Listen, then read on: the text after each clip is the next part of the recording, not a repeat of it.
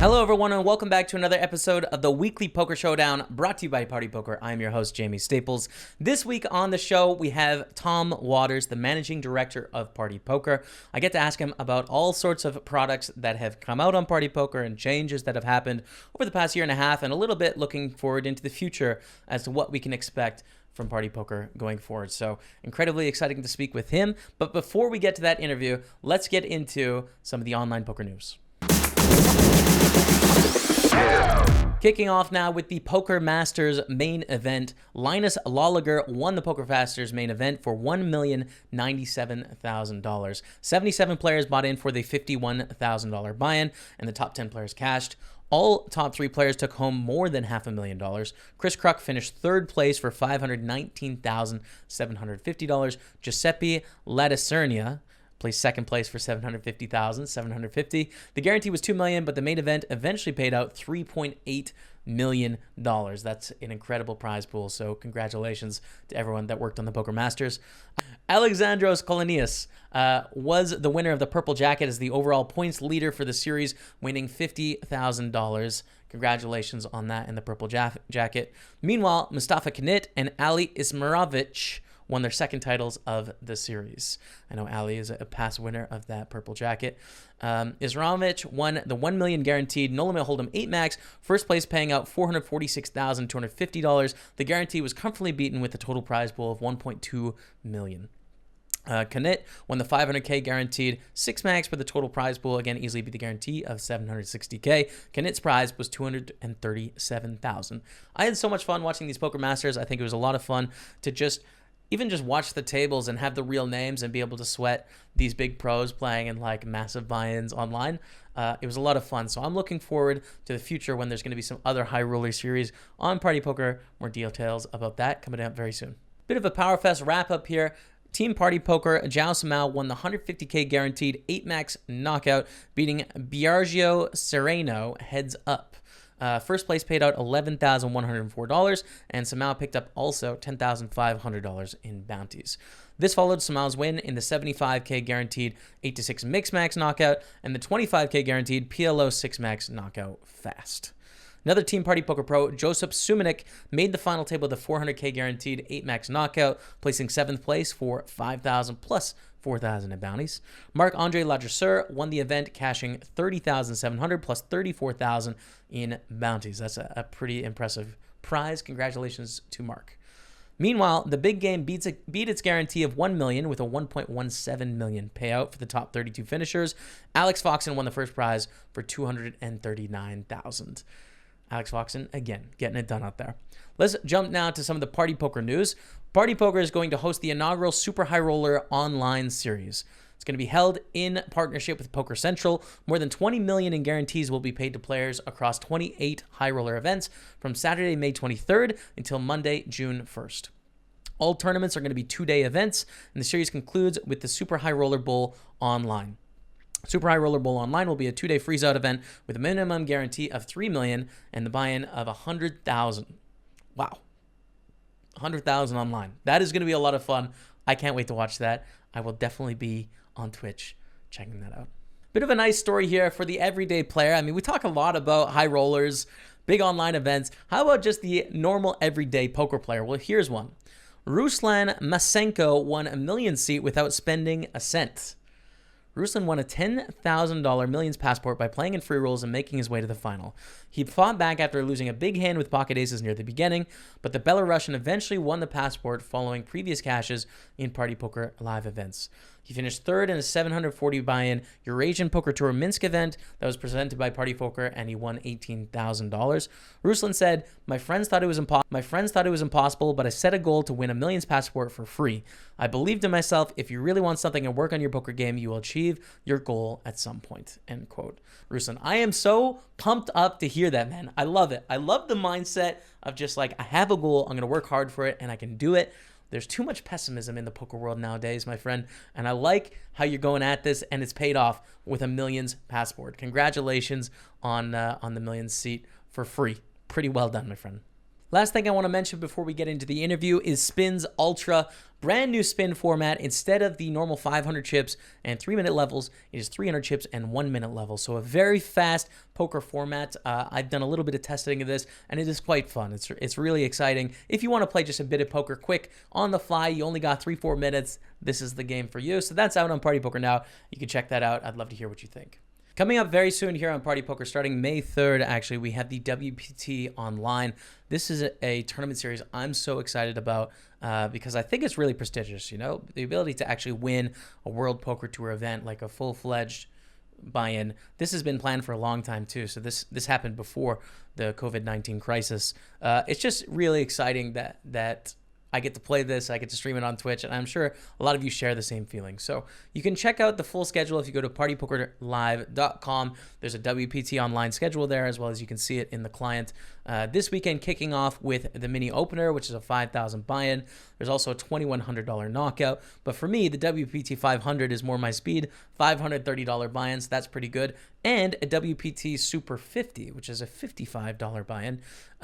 Throughout the series, there's a heads-up tournament, there's a bunch of two-day tournaments, there's some phase tournaments, and of course the $3,200 main event with a $5 million guaranteed. So I just wanted to give a little shout-out to this series because I'm excited about it. I hope you all are as well. I'm going to be streaming a bunch of it and playing, and I'll see you all on the felt. But that's it for the online poker news. Let's talk now to Tom Waters, the managing director at Party Poker, a guy that is making a lot of the decisions that impact my day-to-day life as a poker player, and I'm sure a lot of you that are listening to this podcast. So someone that is useful to speak to and get to know, and I am really grateful that he took the time today to talk with me. Tom Waters. Joining me on the podcast today, I have the managing director of Party Poker, Tom Waters. Tom, thanks for taking the time to talk to me today. Hey, Jamie. Thank you for having me. So we've got so many things we could talk about, a lot happening at Party Poker right now. So I'm just going to jump into it. Since I joined in last May, a ton has changed with the business. I really feel like we're starting to gain some momentum, especially with what's happening at the moment.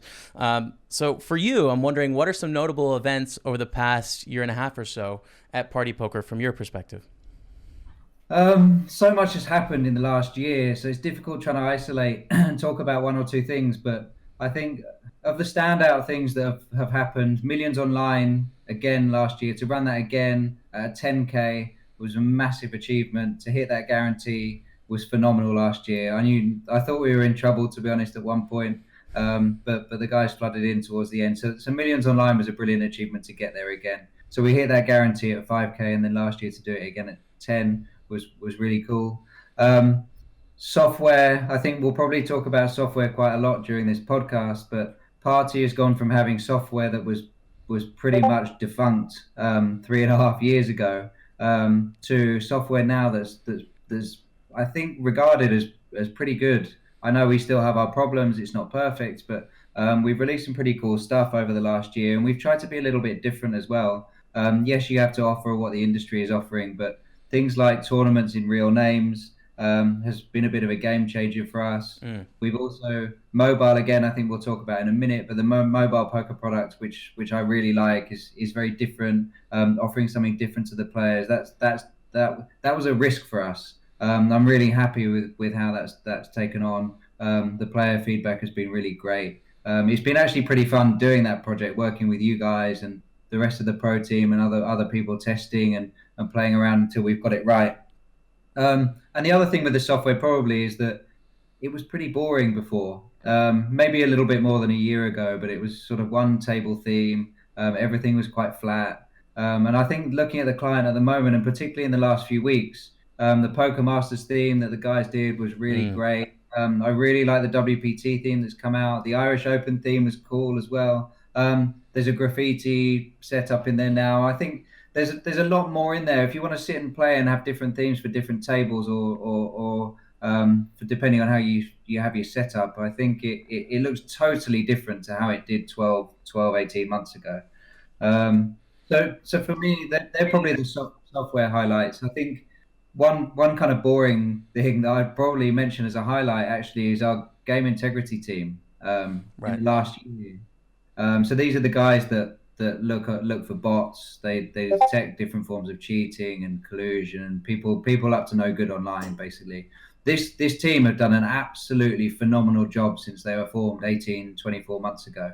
And there's I don't want to say there's no activity of this kind on the site, but anything dodgy, they pick it up really quick. Bots were kind of cleaned out around 12, 18 months ago, with a big purge. If they do try and come back, they're picked up very quickly. The guys have done a really good job cleaning up the site, and there's constant challenges for them as well with the cash game leaderboards that have been running over the last few months. We're constantly looking at those, making sure that the players are playing properly. There's nobody sitting playing 24 hours a day to grind a leaderboard, Right. which is often impossible. So these guys have done a really good job. You talked a little bit about the real names, and we've seen the Irish Open played online, which I got to play for the first time. I thought was really so special. I don't think I've played an event online that felt as special as that one, because just the oldest event in Europe, like the history of it, and being played online this time, it was really awesome to play in real names and talk to a guy at the table named Mike, not under a screen name. It was quite cool.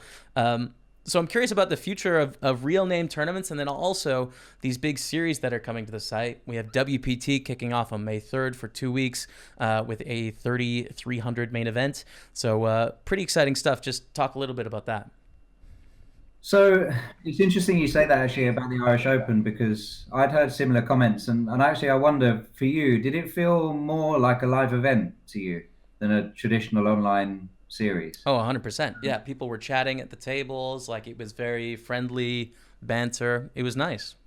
And I mean, I guess if you turn up at a live event, you see a table draw, you get your phone out, look up Hendon Mob, see what your opponents are like, how much have they cashed, etc. I'm guessing you probably did that online also to see what was going on in it. And I've heard quite a few comments very similar along those lines. And I think it does add a bit something different. And I think I don't know whether you felt a bit more nervous, but this is another comment that came back from players. It added a little bit more of that realism to it, that they sort of weren't hiding behind an alias on a computer. They were playing a poker tournament. And I'm really excited about real names, and we developed it around 6 months ago. We've been phasing it in with PartyPoker Live. The Irish Open was the first major festival that we've run with it, and it was very, very popular. The players seem to love it. I know certain players don't, but on the whole, I think players like it. We will continue to run real name games for major online festivals. WPT Online that's coming up is real names. We won't force everything into real names overnight. So most of our daily schedule on Party will remain under alias for now. But over time, I think it's inevitable that more and more of these tournaments flick to real names. I think the benefits outweigh the cons. And I think most players tend to prefer it. And I think sitting and playing against Jamie Staples is much better than sitting and playing against player 1, 2, 3, 4, 5. You know who your opponent is, and that also goes back to the previous discussion where we're talking about bots and risk, and are you playing against a real person? Well, it's a lot easier to know the answers to that question if you've got a real name sat there. And also, I think it's more engaging. There is definitely more chat at the table. There's more engagement. We've also, I mean, linked to this, the software's getting more engaging. There's emojis and throw animations and things on there, which are already adding a bit more fun. But it does make it a bit more fun. I mean, it's not for everybody. Not everybody wants all of this, but a lot of players do. And the feedback we've had from players so far is pretty positive on this. And I think real names are here to stay. And over the next few weeks, we'll see more festivals and tournaments that are run under real names. And Powerfest at the moment, of course, is under real names, and the performance of these tournaments is as good as it was before under alias. So I think it's the future. I don't know whether you agree or. I agree. I love it. I mean, I'm a Twitch streamer, so I understand I'm pretty biased in this regard. Like, I love the idea of playing with Ola Shemian, who I played with the other day on my table. And people on Twitch were saying, is that the real Ola Shemian? Like, these guys are heroes to the average poker player. They've been built up, and their lore has been built up over time. And I think there's a disconnect with the alias. They don't believe it's real or that's the person. But when you see it spelled out, clear as day, Jake Cody, they know that's Jake Cody. And that's who we're playing against. It makes it more enjoyable to watch and definitely more fun to play. So I'm with you. I hope it continues. 100%. Let's talk software. You touched on that a little bit. I do remember PartyPoker 5 years ago with the white tables, the all white. Were you at Party Poker when that was a thing? I was, I was, I wasn't. I was working for the company, the wider company. I was doing some stuff with bingo, casino, and a bit of sports book actually. But I wasn't doing poker. But that project, it was nicknamed Project Phoenix by the team. But it was horrendous, wasn't it? I mean, it was the most boring looking plain table. I think they were going for this sort of modern, crisp, minimalist look, when it certainly was minimalist because there was nothing there. So I think the first thing, when I met Rob Young in 2015, and at the WPT event at Dust Till Dawn, just when I was involved in party poker, and the first thing that we spoke about really, with this project was the software. I mean, it was such a massive project to fix, and it was never going to happen overnight. And 4 years later, we're still plowing through this massive roadmap of items that we want to fix. But there's only so many things that you can do at once. And in hindsight, probably we should have ripped out the software and started again. But it's not always as easy as that. But yeah, the software was horrific, I think, 4 years ago. And the credit to the guys, the loyal players that were still playing on the software that back then, that put up with the server instability and the basic nature of the software and bugs here and there. I don't know how they did it. I wouldn't have been able to do it, but it's certainly in a different place right now. That's for sure. It's come a huge way, and we've had mobile launch a brand new mobile client now, which is a little bit different. I've done some tutorials for that and played and tested along the way, as long as a bunch of pros as well. So if you could talk about that and like what was that project like, because it's really great. So I think it's clear that we needed to fix the entire software, the client, the mobile apps, and we had to start somewhere. So the original plan that we put together was to bring the desktop client up to scratch, because it affected more players, and was causing more issues. So job number one was to bring that up to a level where it was acceptable. And I think actually we took it past there. We brought it to a level to make it quite decent. And in the background, we had our old mobile client that actually, when we started this project, wasn't as bad as desktop, which was another reason why we started where we did.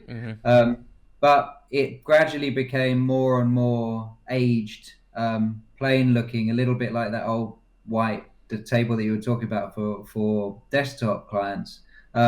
So we pulled together a mobile plan, knowing that we needed to overhaul the existing client, and we looked at various options and sat down and tested various things. And one of the major points here was that for some reason, pretty much the whole poker industry has mobile apps that are landscape.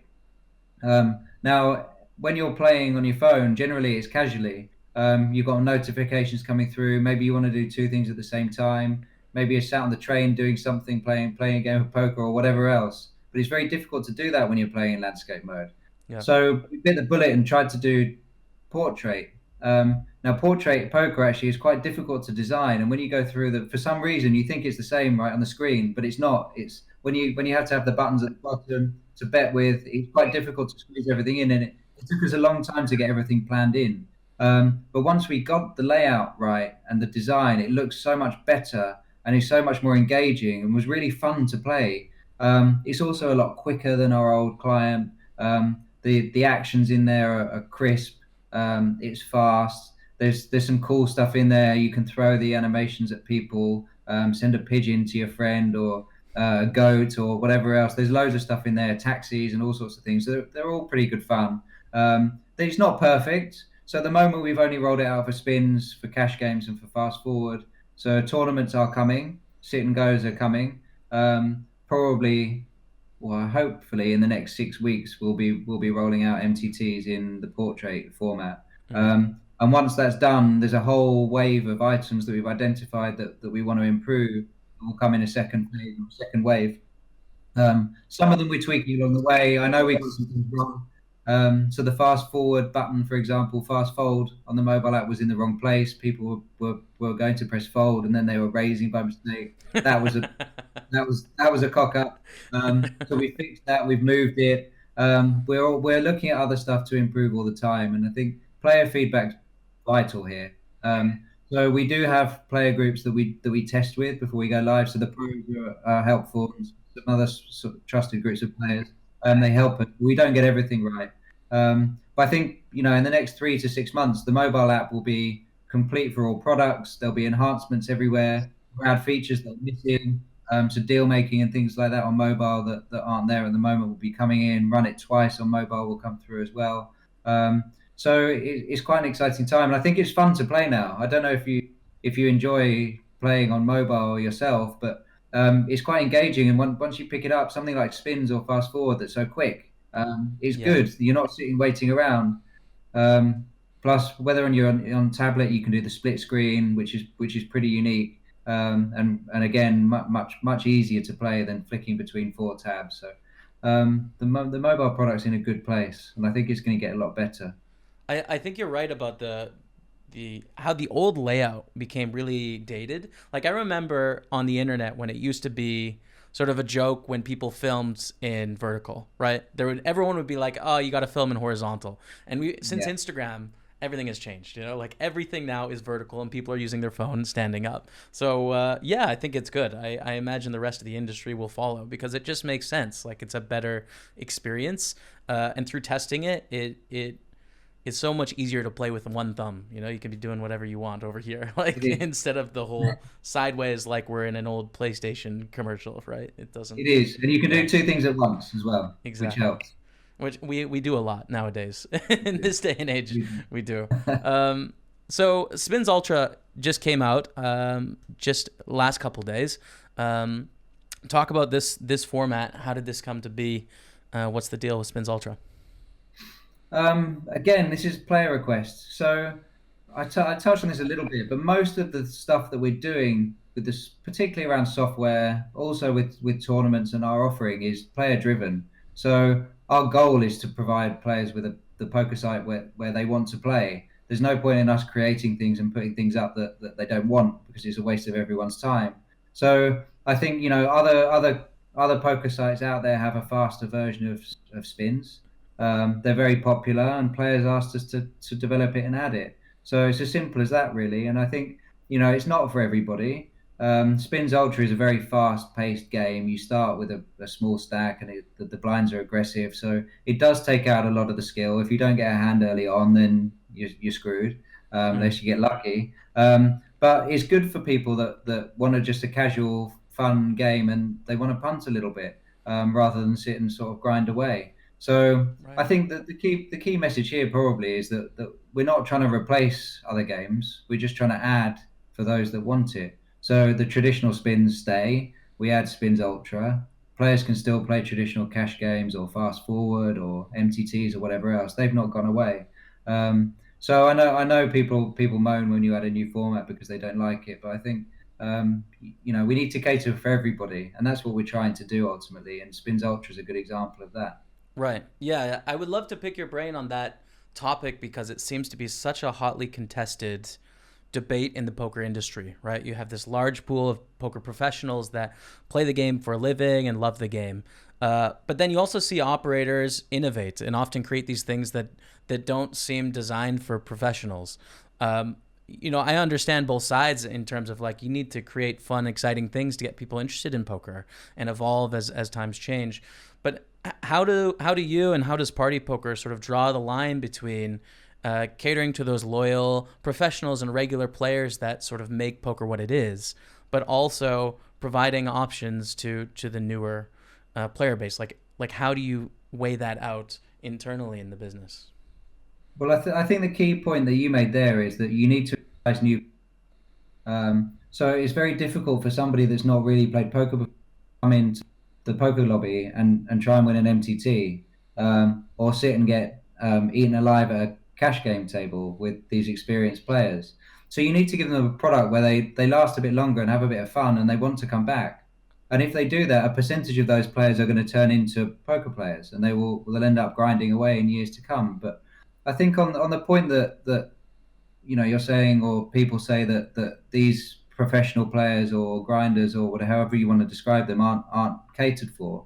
Well, that we give more back to these players than anybody else. Cash back 40 to 50% to these guys. Leaderboards running for these players across all different forms of cash games. They get rewarded in that way. So these traditional products, they're still there, and they take up the vast majority of our promotional spend. That it goes back to the players in here. If you look at Spins Ultra, these products, yes, there's leaderboards running, but it's going to be the pros and the other guys generally that win these sort of promotions. So we need to bring in new players to cater for the guys that have been around for a long time and look to make a living out of poker. So it's a very fine balance, and you can argue about this all day. I think probably, but ultimately you need to bring fish to the site. You need to bring recreational players. You need to bring players that have fun and will want to stay. And I think therefore you need to have the products. And without going to specifics, I don't agree with a lot of the products that have been released across certain competitor sites. Some of them are very sort of, how to describe them, the gambling products ultimately, rather than poker products. They're not great, but I think a fun poker product is fine. That will then generate additional interest in poker, and these guys will stick. And we're trying to grow the industry. We want more poker players. So I think it's finding that balance. And does anyone get it quite right? Probably not. But we try to balance it as well as we can. Yeah, I have talked with Rob Young about that specific thing where it's just like finding the line where you essentially incentivize the pros to continue, but to innovate. I mean, it seems difficult, and so I don't empathize with your situation of trying to draw that line in the sand and keep everyone happy and push forward. But appreciate the answer and the candidness nonetheless. So I want to talk about you actually playing poker here for a second. I've picked your brain about like everything party poker. Last year, 206th place, World Series Poker main event, right? I ran good. $50,000 cash. What was going through your mind? Like, were we gonna lose you at party poker if you like top three this thing? Like, what was going through your head? Do I have to answer that question honestly? I think what was going through my head. I wasn't thinking. If I'm honest, I wasn't thinking about a quick job at that. If I win the tournament, maybe it's a different story. But I think I was just enjoying it, and I'm really lucky, really, because when I came into the poker industry, and worked with Party. I'd played casually for years on I think Ladbrokes back in the day in the UK when the poker boomed, and Full Tilt. Depositing $10 here and there and just sort of playing really casually. So, and I was no good. And then I needed to learn. So, being in my job, I needed to understand what poker players were thinking, what they wanted, because you have to feel it. Otherwise, you can't do your job properly. And I'm very lucky that I'm around a lot of people that are very knowledgeable about poker. So I'm talking to the pros quite a lot. I've learned a lot from some of these guys. My girlfriend plays poker professionally, so I'm constantly watching her, and she's teaching me as well at the same time. And I'm around a lot of people that sort of give it back. And I've been fortunate to have some nice runs in some tournaments, and have learned quite quickly from some of the good guys. But I don't sit and read books and study in that way. It's just, Right. it's quite intuitive and it's fun, and I like to improve. But the World Series was kind of a unique experience, and every day that I stayed in was just a bonus, really. But I enjoyed it, and it was good. It was a real battle and a real challenge, and it's a shame, really, that what's happened this year with the World Series being cancelled. It's not going to happen, but maybe next year it'll be back, and we'll give it another go and see if we can make it to day 6. Yeah, yeah. Maybe you would have joined us on the pro side if you shipped the thing. Just Maybe a bit of a demotion, maybe perhaps. But maybe one day. so with live poker, sort of, a lot of live poker players are playing online right now. So I'm curious as to your thoughts on, what are the sort of things that you're hearing from them that they're interested in, that they miss in live poker, that they want to see online. I'm just curious if you have any thoughts in regards to like those player pools coming together and sort of merging at the moment in the world. I mean, I'm not sure. None of them have come and said what they're missing. I think that what we have had is that they're loving these live tournaments online. And we're lucky that we've got Rob and the team that are able to build these tournaments so quickly, and give a real live experience online. And that's what it is. I think, again, I'm not going to talk about other operators, but if you look at certain other festivals that are running, they're really it's online. They're just taking a brand, whereas the Irish Open was a proper Irish Open tournament that's online, and WPT online with us next month is a really brilliant festival, and I think it's probably the festival I'm most excited about ever since I've been working with the company. It's a really good set of tournaments with guarantees for everybody. So $55 up to 25K. Then you've got the 3K main for 5 million. You've got the WPT 500, which is 2 million guaranteed. Lots of two-day tournaments. There's phased tournaments. It's a really good structured series that I think is really good for these live pros that you're talking about. It gives them that experience. Plus, for everybody else, it's great, obviously, for the online guys anyway. But Poker Masters was another phenomenal success. We weren't really Yeah. sure how this was going to go. Nosebleed buy-ins with some decent guarantees in there, and they crushed it across the board. So there's going to be more and more of this stuff coming up in the next few weeks, and I think you know we'll probably, if I'm being honest, we're going to be lucky to see any live poker events in 2020. Mm. So I anticipate us moving all of our live schedule online for the rest of the year, and who knows how much further. And I think one thing that you mentioned to me in the past, or was about whether or not these online festivals will stick. I.e., are you just going to take a live festival now and move it online, or is there a place for these permanently? And I think one important point here actually is that WPT Online, we had planned this for May prior to this COVID-19 crisis happening. So that wasn't a knee-jerk reaction to move it in. We wanted to do it anyway because we felt that we could have an online stop to a live tour. Why not? And I think one reason, if for nothing else, is that not everybody can to a live poker festival. So why not give the guys that are stuck at home or in a 9 to 5 job the opportunity to win one of these titles? So it's really great that WPT have bought into the idea. It's part of the main event, part of the main tour. The winner gets into the Tournament of Champions, the main event, etc. So it's a real prestigious event, and I think it's important. And I think going forward, why not have these live events online? It's different. It's different to play a Powerfest event compared to playing an Irish Open or a WPT main event. The structures are different. The prestige is different. And we're in a modern age now, so I think there probably is a place for this Yeah. going forward. Not with everything. I think you can drown it, but Yeah. I do feel like that feeling is missing sometimes, the prestige, right? That's something I miss sometimes when I put in 6 months of online. Like, oh man, I want to go give it a shot to try and get like a big trophy, right? So I think it's so nice because Irish Open, WPT, Poker Masters. I mean, watching a star-studded field battle it out in a 10K on a Wednesday night, like that brings prestige. It brings excitement. So it does. It yeah. does. But also the other cool thing though is in these tournaments you've got these invited in that are battling with them. I mean, John Duthie, for example, I was in saw you got there in there. battling with these guys Yeah. one night, and I think you don't see that in a live arena. So it does give different people an opportunity to come in and play these events, and I think that's a good thing.